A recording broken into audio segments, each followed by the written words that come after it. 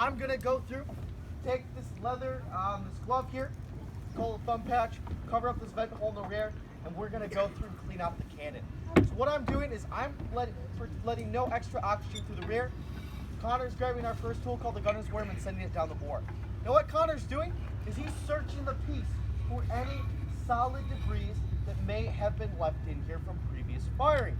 Now he's gonna go through and ring it around and pull that out. We need to make sure the cannon is clean and clear after each and every shot.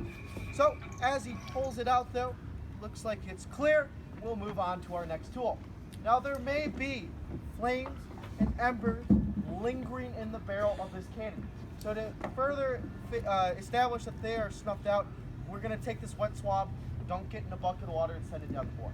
Now wet swab, basically a piece of wool tacked onto a stick here, and Connor's gonna go through and cool down this barrel in two ways. Moisture will cool down the inner sleeve. Also, we are creating a vacuum, so as he pulls it out here, you'll hear the vacuum break. You may have heard that small tiny thump. The sound of the vacuum breaking means that there's no oxygen in this barrel. Flames and embers need oxygen, so we are safe to load in our salute charge. Now, our salute charge for you today is going to be about 4 ounces of black gunpowder. In the 1880s, that would have been 10 ounces. And let's say, well, we wanted to load in a 6-pound projectile into this cannon. That would need 20 ounces of black gunpowder. That's about the size of a Pringles can. We'd load in that 20 ounces, load in that cannonball, and we could send this to a maximum of 1 mile. About the shores of Round Island out there. Now that may sound impressive, however, this is a smooth bore cannon. You're not really going to hit anything at that distance besides somewhere on Round Island. So the more accurate range is 1/2 mile. Get to the breakwaters. Connor's going to take it and set it down with the ramrod now.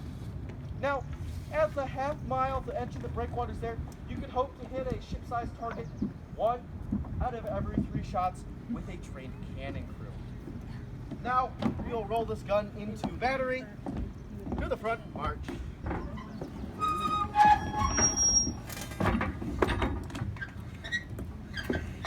How heavy is that?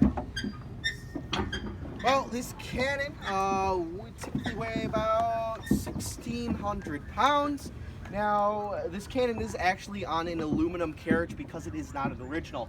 You can't necessarily fire off an original cannon due to the fact that there could be cracks inside the bore. And cannons do have a life of service to them, with cast iron lasting a little bit longer than bronze cast cannons. Now, we're almost ready to fire, but Connor's going to take now a brass pick called a gimlet, and he's going to run it down the vent hole. And what that's going to do is it's going to set us up for the ignition device. What we'll be using to touch off this cannon for you today is called a friction primer. Very simple device. It's a brass hollow tube filled with finely ground black gunpowder. At the head, you have a substance called fulminated mercury.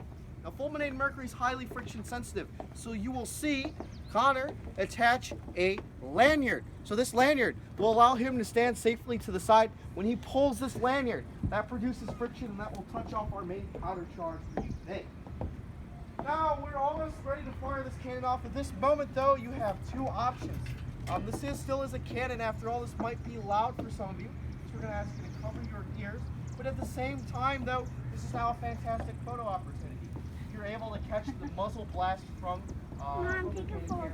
great souvenir, thing to share on Facebook and what have you. Now, we're almost ready. He's going to attach that lanyard. So, at this time, you cover your ears, or get out your cameras, wherever your priorities lie. All right, so, there will be 2 commands of firing this cannon. Oh. They are ready. Fire! Fire on the charge. Welcome you all here today. Thank you so much.